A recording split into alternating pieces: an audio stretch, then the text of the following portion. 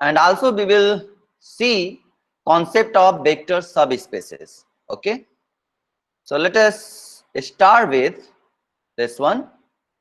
The direct product of two vector spaces is a vector space. So actually this is a question in your book.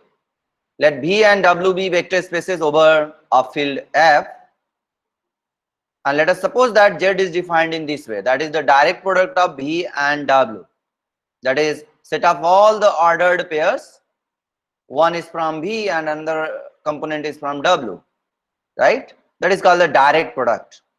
Then Z is a vector space under natural operations of addition and scalar multiplication, defined in this way, that is if V1W1 and V2W2 are two elements in Z, then their sum is defined component wise, that is the vectors from V is added to the vectors in V and W vectors is added to the W vector. Okay, that is first component is added to first one, second component is added to second component. Similarly, the scalar multiplication is defined in component wise, that is alpha is multiplied each and every component.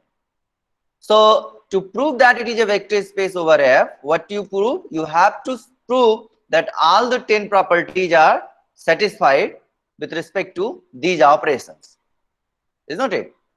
Okay, so let us verify all the axioms.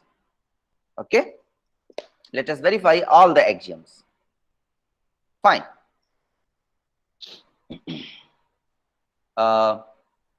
Okay, so first one is the closure axiom, that is whether Z is a closed with respect to addition or not. So let us see, if V1W1 and V2W2 are two elements in Z, right, then what about their sum?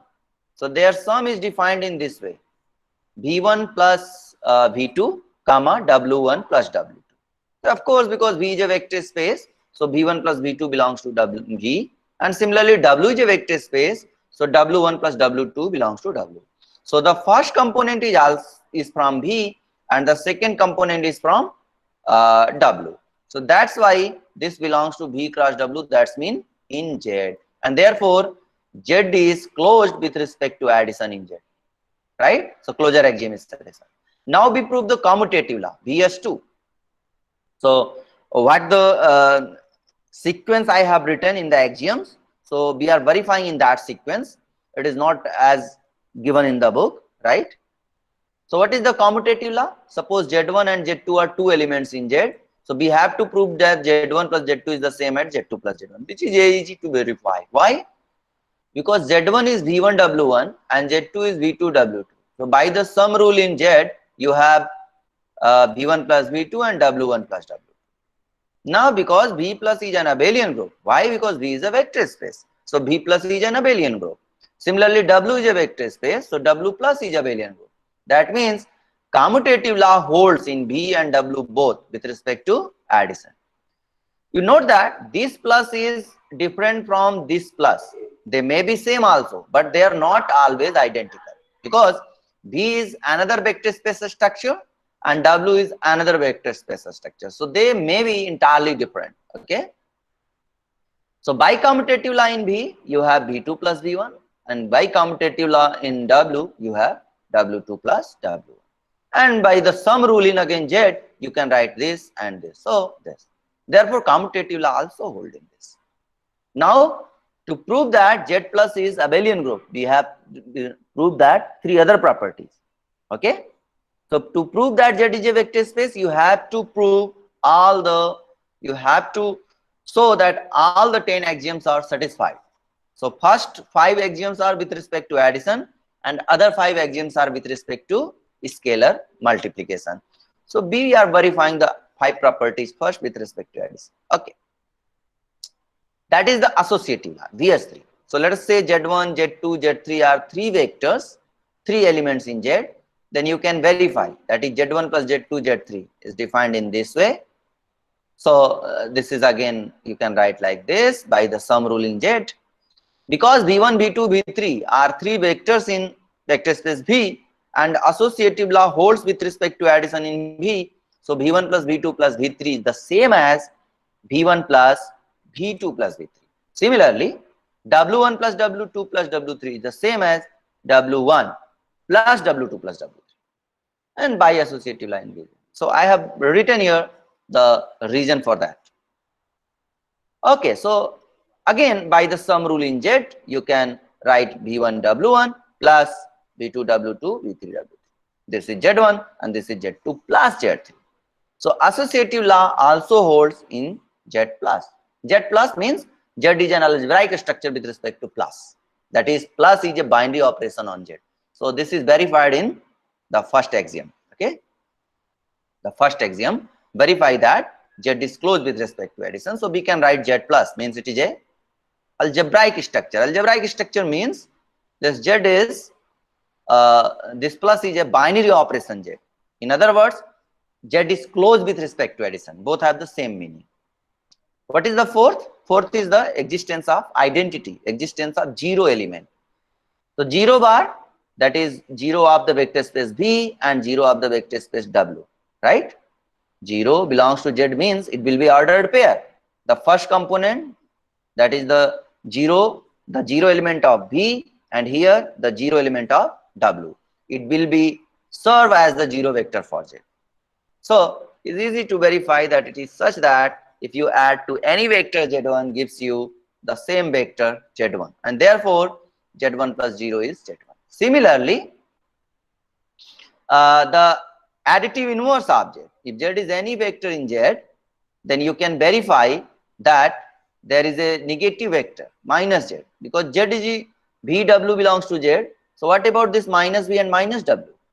Minus V is the additive inverse of V in V, and minus W is the additive vector of W in W. Therefore, this ordered pair belongs to Z, and it is such that if you add this vector to this vector, you have the 0 vector, that is the 0 of the Z, and this proves that Z plus is an abelian. So is it clear to everyone or not? Just let me ask you. Write in your chat box, please. Is it clear to everyone?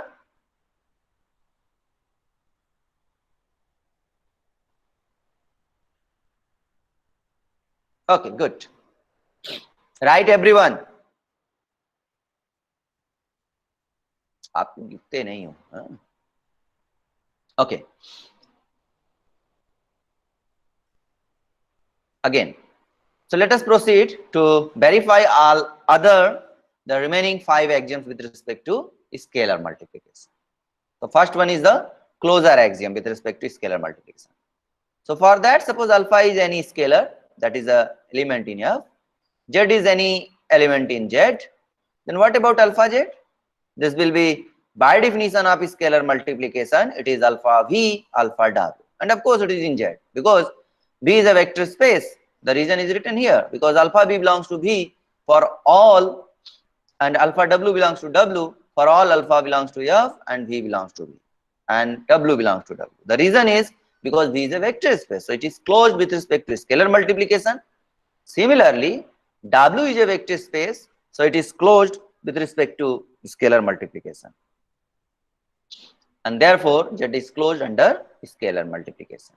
Another one is associative type property, that is, suppose alpha beta are scalars and Z is a vector UV, then what about alpha beta UV? So this is alpha beta V, alpha beta W, and by associative rule in V and associative rule in W with respect to scalar multiplication, you have alpha times beta V, alpha times beta W. Now you can take by definition of scalar multiplication, you can put here alpha and in the bracket beta V and beta W. And what is this? This is nothing but beta Z. So you proved that alpha beta times Z is the same as alpha times beta times Z. So this associative law, and these are 2 distributive law, easy to verify. You look at this.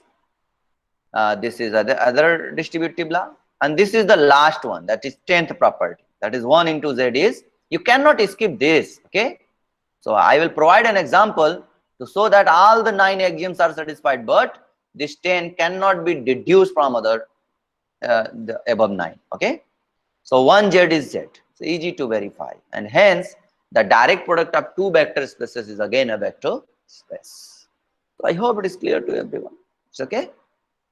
Write in chat box. Is okay, everyone? You understood this? Okay. Yeah. Thank you. Yes, sir. Uh, so let us proceed to learn another concept, the concept of vector subspaces. So you know about the subset, right? Right? So as is a subset, what do you mean by subset? Subset means the collection of the objects which are in the whole one, right? So suppose S is the set of natural numbers 10, 1 to 10. Then any numbers between 1 to 10 you consider as a subset of yes, right? So you understand what is the subset. Now, what is a subspace? So a subset W of a vector space V over a field F, V is a vector space over a field F, is called a subspace of V if W itself is a subspace under the operation of addition and scalar multiplication defined on V. Because V is a vector space, you have two operations. One is vector addition and one is scalar multiplication. Because this is defined on V, that means this is defined on a some subset of W also, right? Some subset W also, because it is defined for every two. Of course, the vector addition is defined for two elements. Similarly, the scalar multiplication is defined for one scalar and a vector to each vector. So that's why if you consider some smaller set, then again this operation will be valid. And it is interesting to see whether under these two operations this W forms the same structure or not. Okay, so that's why this is very important concept. Okay, so for example, for any vector space there are always two subspaces. One is the whole space and another is the trivial space 0, and these two are also called trivial spaces. But in general, trivial means 0, right? Non-trivial means proper, means between V and 0. Okay, so the subspace 0 is called the 0 subspace of V, right? Because V is a vector space, every set is a subset of itself. So every vector space is a subspace of itself. 0 vector satisfy everything. You observe this, okay? Right? So this is a subspace. Okay, so let us see what does it mean. W is a subspace of V means W itself is a vector space, means W plus is a abelian group. First of all, W must be a subset of V. Is it okay? Right? If V is this one, then W must be inside V, right? Okay. So W is a subset of V. This is the first condition. It must be a subset. To being a subspace, this is the first criteria. Second one, W plus must be a abelian group. With respect to the plus of V, we are not going to define another plus. The same plus of V will work for this one. And third, all the 5 axioms with respect to scalar multiplication. Is not it? That is, alpha W belongs to W, alpha beta W is alpha times beta W, alpha plus beta W, that is these two distributive laws, and one is the unity multiplication to any vector gives you the same vector. What do you mean by W plus is an abelian group? W plus is abelian group means all the 5 properties are satisfied. That is, first one, that is W is closed with respect to addition, right? Then second one, this is equal to this one, associative law. Existence of 0 vector, that is 0 vector in W must be the same with the 0 vector of V, right? Such that this is whole, this is small w, right? This is small w. And similarly, for any W in W, there must be negative of the vector W, such that if you add W to add minus W to W gives you the 0 vector, this one. And of course, this is the commutative. In group theory, you might have studied that what do you mean by a subgroup, right?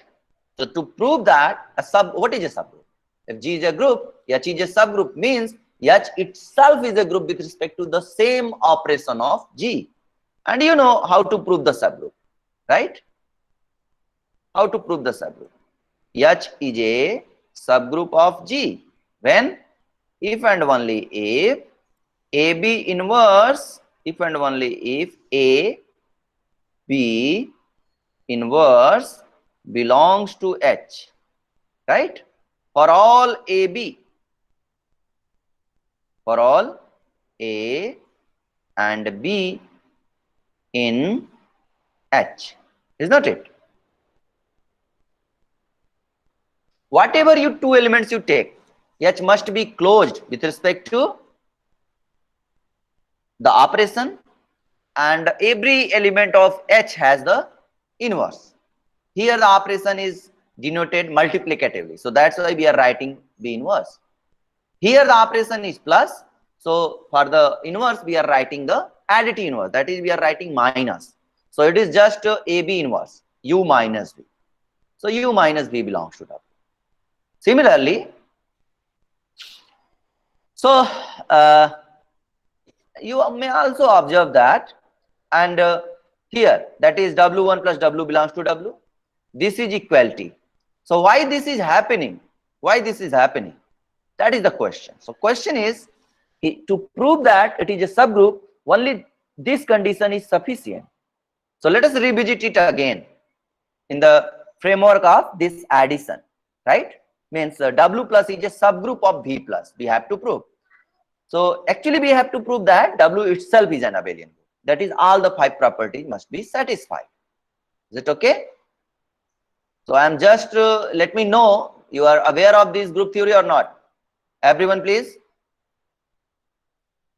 Is it okay with group theory? You know a subgroup, concept of subgroup, etc.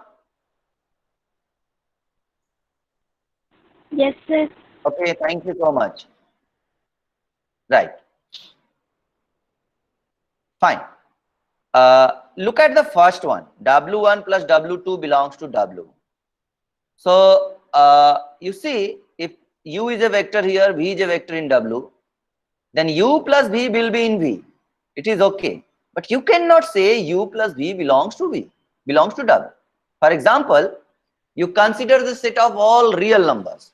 So set of all real number with respect to addition is a group. But if you consider a subset, the set of non-negative real numbers, okay,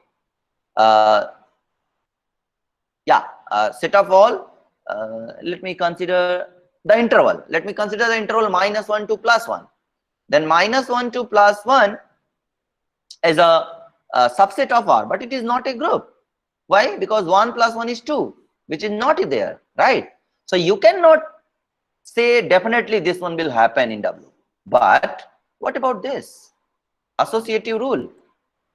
Because associative law holds in V, that is, whatever the elements, 3 elements you take, this property is going to satisfy.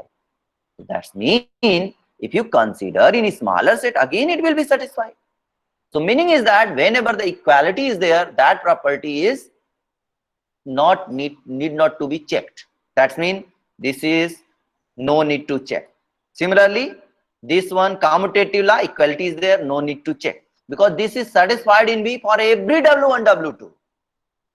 Remember, because V is a vector space, V plus is an abelian group, this addition is commutative in V. Meaning is, whatever 2 elements you take in V, wherever you take, in particular if you take in W, then W1 plus W2 will be W2 plus W1. So therefore, this is also not necessary to check because it is automatically satisfied. Okay. So what you need to prove? You need to check this one, you need to check this one, you need to check this one, right? For example, if you consider the set of non-negative real numbers, then what about the inverse of 5? -5 is not there, right? So you cannot say this one. If you consider the interval 1 to 2, the real numbers from 1 to 2 is not a group, is not a subgroup, because 0 is not there, additive identity is not there. So you cannot say this one also. So this one, this one, this one is important. Now if you consider this single condition, you can have all these three very easily, right? Because if u belongs to w and v belongs to w, then automatically u minus v belongs to w. Why? Because see, if u minus v belongs to w means if you take u minus u, 0, so 0 vector is there, done. If you take u is 0 and minus v, therefore minus v belongs to w. If you take uh, u and v, then u plus v is equal to u minus minus times v. So therefore u plus v belongs to w.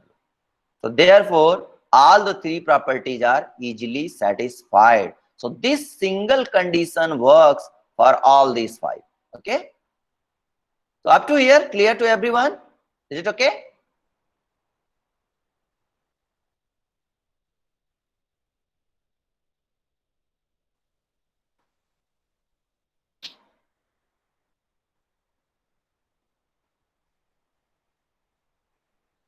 Check your chat box.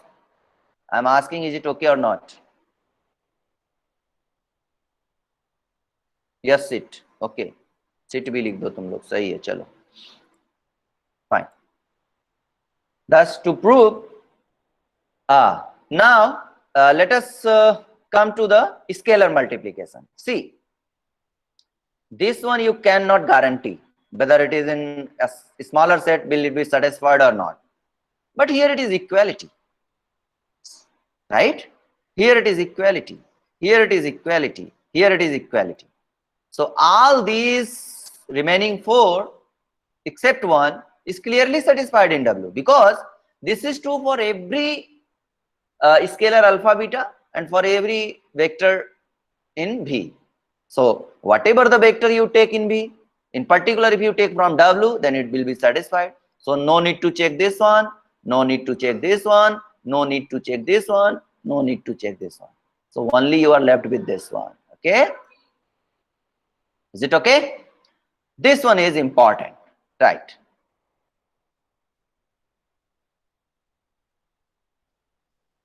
Fine. So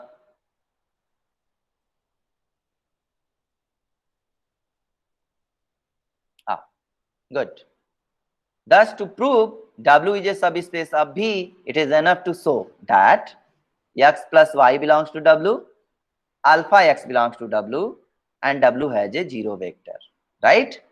Because if you prove this one, x plus y and alpha x, so taking alpha is equal to minus 1 into x, that is negative vector is there. If negative vector is there, applying this one, then x minus y belongs to W. So this one will be satisfied. And this one is satisfied. And what about the zero vector? The zero vector must also be there. That is this vector, zero vector. Okay. So W has a zero vector. So actually this zero vector concept, it follows from here. If you take alpha is equal to 0, then you know 0 into any vector in V gives you the zero vector. But the problem is we are not saying about W whether it is a non-empty subset or not a non-empty. To be a subspace, first of all, the subset must be non-empty. So that's why this condition is very, very important.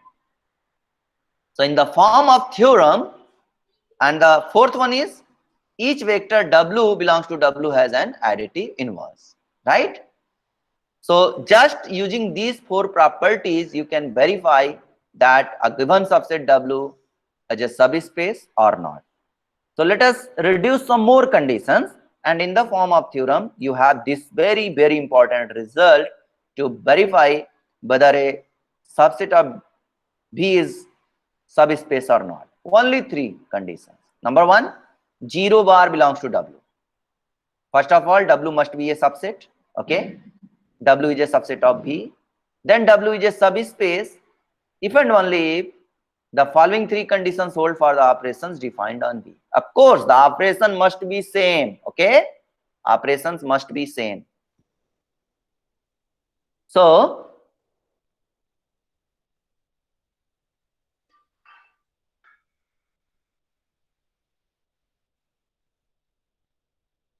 Am I audible to everyone? Okay. Yes, sir. Okay, thank you. So this is a theorem and very important theorem. Only three conditions you need to verify. The first one, that the vector 0 is there in W and this is the same vector as in V, right? This is the 0 vector of V. Second condition is called the closure axiom with respect to addition, and third one is called the closure axiom with respect to the scalar multiplication. So now you realize that to verify a subspace is very easy.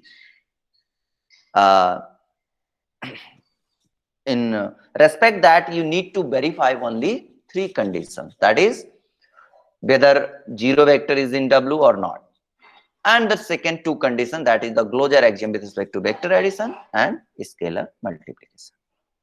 Okay, so in the next lecture we will prove this important theorem and we will see some more examples. The first example I am already provided you here.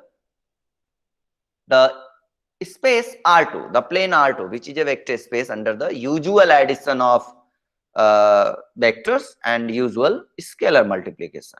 So when we say that usual addition and usual scalar multiplication, so the picture will be cleared. Okay, click to you. Okay, that's the vector addition, means component wise addition. Usual multiplication. Okay, that is the component wise scalar multiplication. That's all. So what is a subspace? If you take W1 is equal to just the 0 vector, of course it is a subspace. If you take W2 is R2, of course it is a subspace. Now what about this x-axis? If you consider this x-axis, what about this? This is a subspace or not? This is A, okay? This is A. So what about this? W3 means the set of all the elements, the set of all the vectors, the set of all the ordered pairs on the x-axis. So what you see, whether it is a subspace or not. Let us verify in these three terms. 0 vector is in W. Yeah, this 0 vector is here on the line, so belongs to W3. X plus y is in W. Yes, of course, because the first coordinate is something real number, but another coordinate is always 0. If you consider here, then it will be say -2, comma, of course it is 0, is not it? Right? So the second coordinate is always 0 and the first coordinate is some real number. If you add these two types of ordered pairs, then by the addition rule, the first coordinate is added to first one, gives you some real number, but the 0 plus 0 is 0. So it is closed with respect to vector addition. And if you multiply by any real number to this one, then by the scalar multiplication rule, usual multiplication rule, the real number is multiplied to the first coordinate, then the real number is multiplied to the second coordinate, and therefore it is just second coordinate again will be 0. So it is closed with respect to scalar multiplication also, and therefore this W3, that is x-axis, forms a subspace of R2. Similarly, this y-axis, right? This y-axis is also a subspace of R2.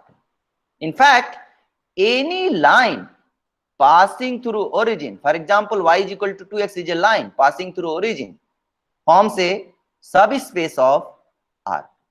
So I hope in today's lecture you have learned that the direct product of two subspaces, direct product of two vector spaces is again a vector space under the natural addition and scalar multiplication, and you learn how the subspace property can be verified by these three conditions only. Also you see the simple example of the plane, which is a vector space, and you have seen some examples of subspaces which are very easy to verify.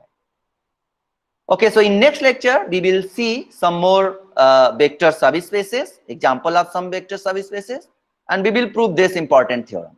Okay, so till then, thanks. Okay.